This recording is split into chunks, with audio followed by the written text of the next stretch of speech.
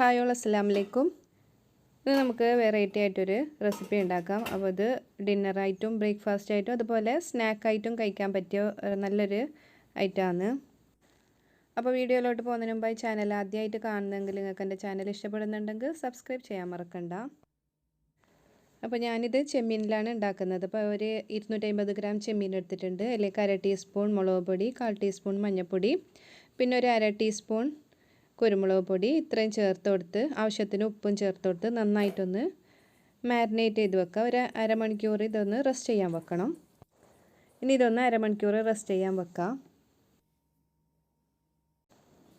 ഇനി ഒരു ബൗളിലേക്ക് 1 കപ്പ് തനിമ അരി എടുത്തിട്ടുണ്ട്. ഇത് ഒന്ന് നന്നായി കഴുകിയെടുക്കണം. നന്നായി കഴുകിയതിന് ശേഷം ഇതുപോലെ വെള്ളം ഊറാൻ ഒരു അരിപ്പയിൽ ഇട്ട് വെക്കണം. അതിന് ശേഷം ഇതൊന്ന് തുണിയിലിട്ട് 1 മണിക്കൂർ ഉണക്കാൻ വെക്കണം. ഇനി ചെമ്മീൻ ഫ്രൈ ചെയ്തെടുക്കാം. അപ്പോൾ ഞാൻ കോക്കനട്ട് ഓയിലാണ് യൂസ് ചെയ്തിട്ടുള്ളത്. കുറച്ച് കോക്കനട്ട് ഓയിൽ ഒഴിച്ചതിന് ശേഷം ഈ ചെമ്മീനൊന്ന് ഫ്രൈ ചെയ്തെടുക്കണം. അപ്പോൾ എപ്പോൾ നാടൻ റെസിപ്പി ഉണ്ടാക്കുമ്പോൾ കോക്കനട്ട് ഓയിലാണ് ഏറ്റവും ബെസ്റ്റ്. അപ്പോൾ നല്ലൊരു ടേസ്റ്റ് ഉണ്ടാവും. അപ്പോൾ അത് ചെമ്മീനെല്ലാം നന്നായിട്ട് ഫ്രൈ ആയി വന്നിട്ടുണ്ട്. ഇത്ര ഫ്രൈ ആയാൽ മതി, കൂടുതലായിട്ട് ഓവറായിട്ട് ഫ്രൈ ആക്കണ്ട. ഇനി ഇതൊരു പ്ലേറ്റിലേക്ക് മാറ്റാം. ഇനി അതേ പാനിലേക്ക് തന്നെ ഒരു ഉള്ളി ചെറുതായി അരിഞ്ഞത് ഇട്ട് കൊടുത്ത് ഇതൊന്ന് നന്നായിട്ടൊന്ന് വഴറ്റിയെടുക്കണം. ഇതിൻ്റെ കൂടെ തന്നെ കുറച്ച് കറിവേപ്പില ഇട്ട് കൊടുക്കുന്നുണ്ട്. പിന്നെ ഒന്ന് വഴന്ന് വരാൻ വേണ്ടിയിട്ട് കുറച്ച് ഉപ്പും കൂടി ചേർത്ത് കൊടുക്കുന്നുണ്ട്. ഇനി ഇതൊന്ന് നന്നായിട്ട് വഴറ്റിയെടുക്കാം. ഉള്ളി വഴറ്റുന്ന സമയത്ത് തന്നെ നമുക്ക് ഈ തേങ്ങ ഒന്ന് റോസ്റ്റ് ചെയ്തെടുക്കണം. അപ്പോൾ 1/2 കപ്പ് തേങ്ങയാണ് എടുത്തിട്ടുള്ളത്. ഇതൊന്ന് നന്നായിട്ടൊന്ന് റോസ്റ്റ് ചെയ്തെടുക്കാം. ഇപ്പോൾ ഇതാ ഉള്ളി നന്നായിട്ട് വഴന്ന് വന്നിട്ടുണ്ട്.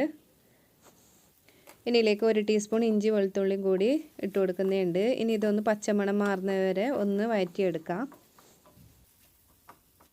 ഇഞ്ചി വെളുത്തുള്ളിൻ്റെ എല്ലാം പച്ചമണം മാറി വന്നിട്ടുണ്ട്. ഇനിയിലേക്ക് 1 തക്കാളി ചെറുതായിരിഞ്ഞതും കൂടി ഇട്ട് കൊടുത്തിട്ട് ഇതൊന്ന് വഴറ്റിയെടുക്കണം. നന്നായിട്ട് വെന്ത് വരുന്നവരെ ഒന്ന് വഴറ്റിയെടുക്കാം.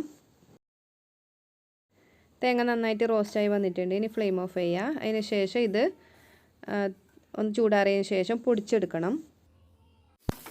അപ്പോൾ അത് തക്കാളി നന്നായിട്ട് വഴന്ന് വന്നിട്ടുണ്ട്.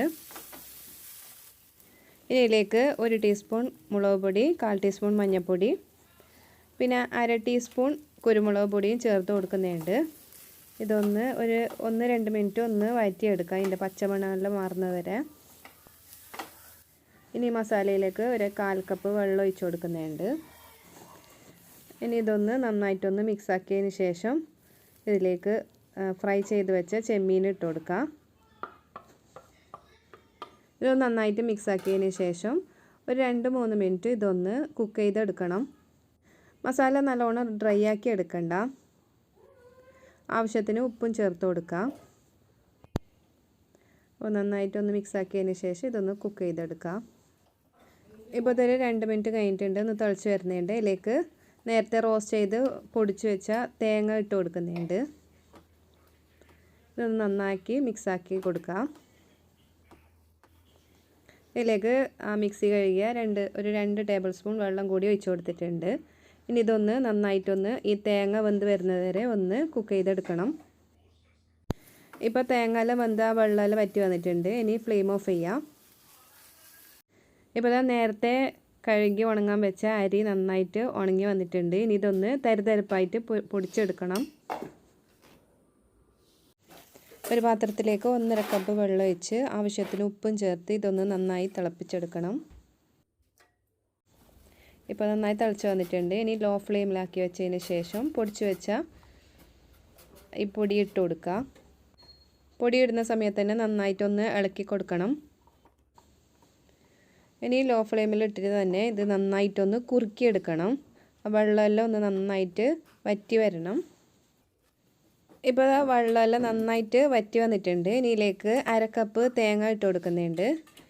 തേങ്ങ ഇട്ട് കൊടുത്തതിന് ശേഷം നന്നായിട്ടൊന്ന് മിക്സ് ചെയ്തതിന് ശേഷം ഫ്ലെയിം ഓഫ് ചെയ്യാം. അതിന് ശേഷം ഇതൊന്ന് ചൂടാറാൻ വെക്കണം. ഇപ്പോൾ മാവ് ചൂടാറി വന്നിട്ടുണ്ട്. ഇനി ഇത് നമുക്ക് ആവശ്യത്തിൻ്റെ ബോൾസാക്കി എടുക്കാം. ഇതൊന്ന് ഉള്ളം കയ്യിൽ വെച്ച് ഒന്ന് ചെറുതായിട്ടൊന്ന് പരത്തിയെടുക്കാം. അതിനുശേഷം ഇതിലേക്ക് ചെമ്മീൻ മസാല ഇട്ട് ഇതൊന്ന് ബോൾസാക്കി എടുക്കണം. ഇതുപോലെ ബോൾസാക്കി എടുക്കുക. അതിന് ശേഷം ഇതുപോലെ തേങ്ങയിലിട്ട് ഇതൊന്ന് കോട്ട് ചെയ്തെടുക്കണം. അപ്പോൾ ഈ മാവിൽ തേങ്ങയെല്ലാം മുകളിലേക്ക് നന്നായിട്ട് ആക്കി കൊടുക്കണം. ഇതൊന്ന് പ്രസ് ചെയ്ത് കൊടുക്കാം. അപ്പോൾ ഇതുപോലെ ബോൾസാക്കി എടുക്കാം. അപ്പോൾ അടുത്തത് വേറൊരു രീതിയിൽ ചെയ്ത് കാണിച്ചു തരാം. ഇതുപോലെ കൈകൊണ്ട് ചെറിയ ഒരു കുഴി പോലെയാക്കി അതിലേക്ക് ഫില്ലിങ് ഇട്ട് കൊടുക്കാം. അതിന് ശേഷം ഇതൊന്ന് ബോൾസാക്കി എടുക്കുക. ഇതുപോലെ ബോൾസാക്കി എടുക്കണം. ഇതുപോലെ ബോൾസാക്കിയതിന് ശേഷം തേങ്ങയിലൊന്ന് പൊതിഞ്ഞതിന് ശേഷം ഒരു പ്ലേറ്റിലേക്ക് വെച്ച് കൊടുക്കാം.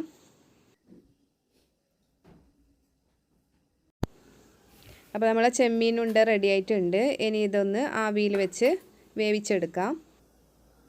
അപ്പോൾ ആവിച്ചെമ്പ് ഞാൻ നേരത്തെ ചൂടാൻ വെച്ചിട്ടുണ്ടായിന്. ഇനി ഇതിലേക്ക് ഓരോന്ന് ബോൾസ് വെച്ച് കൊടുക്കാം.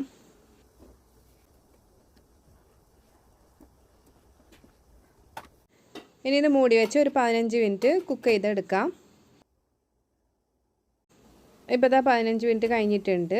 നല്ല കുക്കായി വന്നിട്ടുണ്ട്. നല്ലൊരു മണമാണ് ഇതിന്, തനിമാരിയിൽ ഉണ്ടാക്കിയതുകൊണ്ട്. ഇനി ഇതൊരു പാത്രത്തിലേക്ക് മാറ്റാം. അപ്പോൾ ഇതാ നല്ല ടേസ്റ്റി ആയിട്ടുള്ള ചെമ്മീനുണ്ട് റെഡി ആയിട്ടുണ്ട്. സാധാരണ പത്തിരിപ്പൊടിയിലാണ് ഇങ്ങനെ ഉണ്ടാക്കൽ. അപ്പോൾ ഇതുവരെ ഇങ്ങനെ ചെയ്തിട്ടില്ലെങ്കിൽ ഇങ്ങനെ ഒന്ന് ട്രൈ ചെയ്ത് നോക്കി ഫീഡ്ബാക്ക് അറിയിക്കാൻ മറക്കണ്ട. നല്ല ടേസ്റ്റാണ് തനിമാരിയിൽ ഉണ്ടാക്കിയതുകൊണ്ട്. അപ്പോൾ വീഡിയോ ഇഷ്ടപ്പെട്ടാൽ ലൈക്ക് ചെയ്യാനും കമൻറ്റ് ചെയ്യാനും ഷെയർ ചെയ്യാനും മറക്കണ്ട. മറ്റൊരു വെറൈറ്റിയും ടേസ്റ്റിയുമായിട്ടുള്ള റെസിപ്പിയുമായി വരുന്നത് വരെ bye, take care, thank U.